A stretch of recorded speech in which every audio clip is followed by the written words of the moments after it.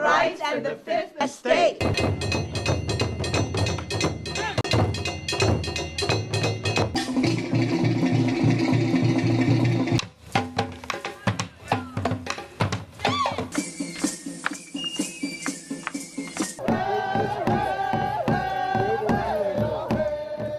Comunidad. Daraja. Smile. Harambe. Makar. Righteousness. Habla. Human rights and the fifth estate.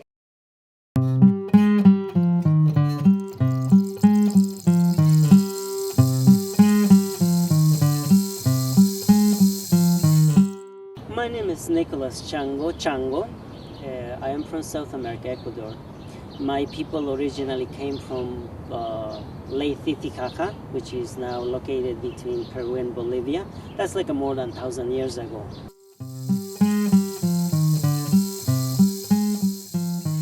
Well, there are prophecies from my elders that they have told me that is when I will be very young, I will be leaving, because I have to go and remind the people about the spirituality and practice the human rights wherever I am. So that's what happened more than 20 years ago, and I left the country and I end up in this United States. My original beliefs is that as goes back as the more than 1,000 years, is that our elders came to the northern part, which is now Ecuador, with 7 mandates. I will just name it a couple of them. And the first one is we must keep and practice, we must keep it alive at all costs, the spirituality, and respect other people's nations' beliefs, because they are equal to us in this beautiful Mother Earth. And the second one was that our elders arrived to where they are right now as they were the doorkeepers to the entrance to the Amazon. Already at that time, my people know that they are going to be coming international corporations and going to the jungle and destroy it. So we must be doorkeepers there. And the third one is to practice and to share, to remind the people about human and non-human rights. Year 2000, in the month of August, when I was in the state of Wisconsin, I was as a student of the University of Wisconsin, but at the same time, I was in order to pay my studies, I was washing dishes, and then one day I look at it in the mirror, where the sink is, and I decided that I saw myself and I said, what I'm doing here? This is a very good. I am making money and I have to pay my studies, but it's something missing, and that was the spirituality, and that was also, I shouldn't say it was missing. It was just I lacked in a box, and I said, right now I need to do this thing.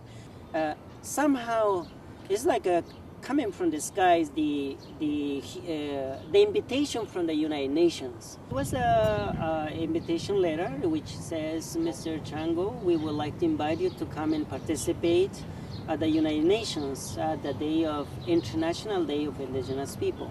So I got a piece of paper and I started thinking, this is my chance. This is the time that I was waiting. And before that I only read in the piece of paper and I ask questions, but it was for me it was like going to somewhere like to the paradise. And I was thinking, I'm going to do as best I can.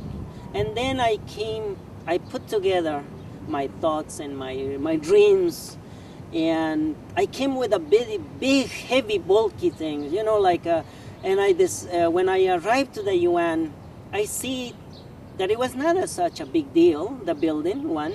Two, people were so snobbish. People were so incredibly there was a big gap between the real people and them. But then I decided to think, but they are also human beings. And they don't have I saw that they don't have a spirituality. It was missing. And we got to that day, I remember August 9th, 2000, and we got to the meeting, and all of us came with all dressed up with our own, regalia, and happy and smiling. But when we got inside, And I was thinking, well, I was invited, so now is my time to participate.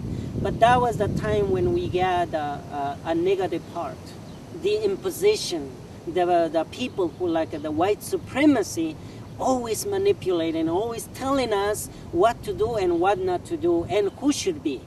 So, and then when I wanted to speak and suggest, they said, no, you cannot speak. Then I realized that I came from far away, and they cannot kill my dreams. I have to do it. And then I stand up and I said, this is our day. This is our issues. So please, could you just step down and give us a space? And they got mad and they said, no, you're going to be thrown out from the UN. That was the first day. I decided to say, this is the time we have to undust. I started saying, this is our Indigenous Peoples Day, but we must start undusting and reminding the people that there is human rights. And then I decided also to say, there's not only human rights, there is also non-human rights for the other creatures like plants and rocks and rain, water, etc. But the other issue that I found is also that when I look at it, I found out that I remember that at the time that in English is human rights, but in Spanish it is, and I remember the Miss Eleanor Roosevelt was holding a charter in Spanish it says Declaración Universal de Derechos del Hombre. So it's only referring to men and not to women.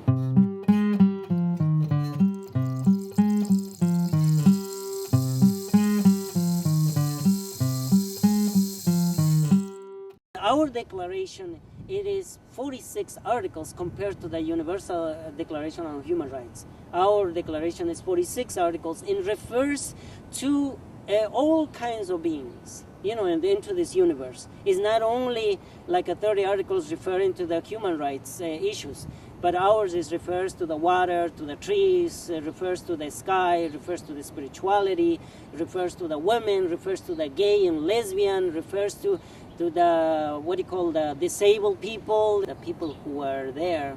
They were humans. They are humans, but they are not like our kind. They are not in our side. They're the majority of them are in the corporation side, like the big elitist people. So when I was there, I tried to really ask them to include the spirituality there, but they don't want it. For example, at the Human Rights Charter, in English, there is one word in the article first, it says spirit, and that's it. Our elders, when it came to the northern part, they came with several mandates, and one of them is to keep alive the language, the culture, the cultural symbols, such as the wipala that I have in my back, and that one signifies is a spiritual power, and represents the human and non-human rights. My elders will say, you must make it shine and be radiant, like the sun, because including with your smile.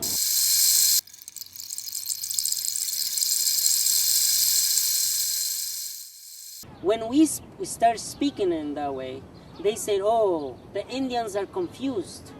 I am not confused, and I was not confused. Because the trees, when they are being cut down, the trees has a soul. The trees have feelings. The trees have emotions. So in the Indigenous world, we talk to them every morning. We go say hello, how are you, and so we communicate with them. But here in this society, it was not. So when I came, besides that, asking to include these issues, I asked them that as Indigenous people, we are different. We are equal, but different. We are when we were there. But they say, no, you are not equal. Human rights is for all humans. And it was not the way. It's just only empty words that they speak. They spend so much money. Human rights, it's a business. It's not an issue of spirituality or doing for somebody.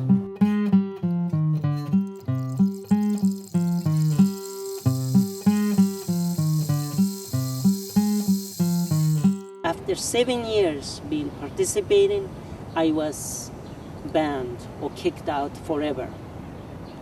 But that also is what happened. I mean, that happened because my elders also mentioned in the prophecy that already on May 18, I will be expelled from the bigger place. So that's the UN.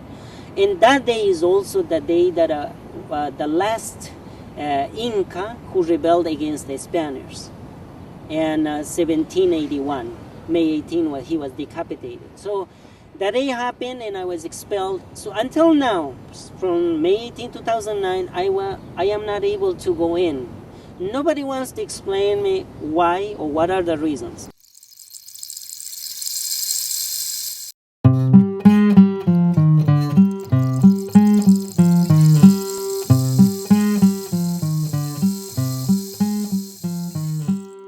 The UN still uses a model that doesn't take into account connecting at the heart. It takes into account connecting with our heads. So decision making, where people are seated, their little name tags around them. It's still what I would call a more patriarchal model.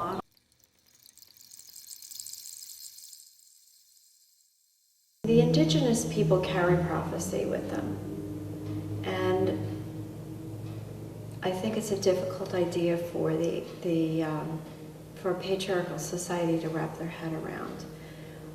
I want to say a couple things about that. One is that as human beings, our intuition is not nurtured. We're living in a time where we are seeing unprecedented numbers of conflicts, domestic violence, interpersonal violence, war between nations, war between neighbors. We have to move away from the traditional models because they're not working anymore. And we have to move towards a way of connecting us more as equals and as human beings. We have to let go of our egos. We have to let go of our stories that we've been so attached to in order to hear what other people have to say, in order to be able to get to resolution. And so the sooner we do that, the better. I met a Native American from Alaska who is part of the Indigenous grandmothers. And her prophecy, when she went to share with me her prophecy, she looked around the room, she asked her other elders, is it okay if I share this prophecy with her? And she shared with me, and it was in writing, how 9/11, she saw 9/11 happen as a little girl. She knew it was going to happen.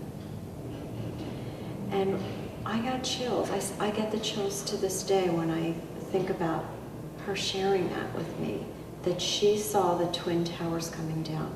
This is a woman who is 80 years old.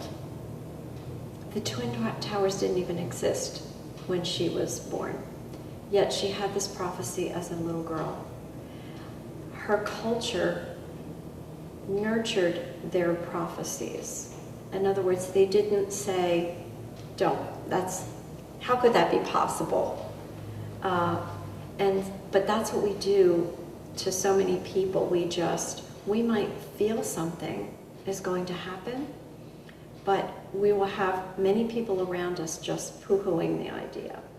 So I'm a believer in being able to unpack a prophecy to understand it better. We haven't been taught to honor not just human beings, but the life that supports human beings. All we see is the human being. We're not seeing this vast support system that supports us. Every state has a UNA, United Nations Association. And these are real people that want to be connected to the UN that want to be promoting the work of the UN. And I think that would be a place to start, to have conversations with these United Nations associations to say, who's not at the table at the UN? Who else do we need to be listening to? How do we create a more level playing field for everybody? Because we have not created a more level playing field for everybody. I think these are the bigger questions. I've often gone to speakers that come to the United Nations Association, and they usually stand at a podium with a microphone. They're speaking to an audience, and then there's a Q&A afterwards. That would have to change. And I think UNAs are open to that. I think that these are your average people who are listeners, who do want change. And they, in turn, will influence the United Nations.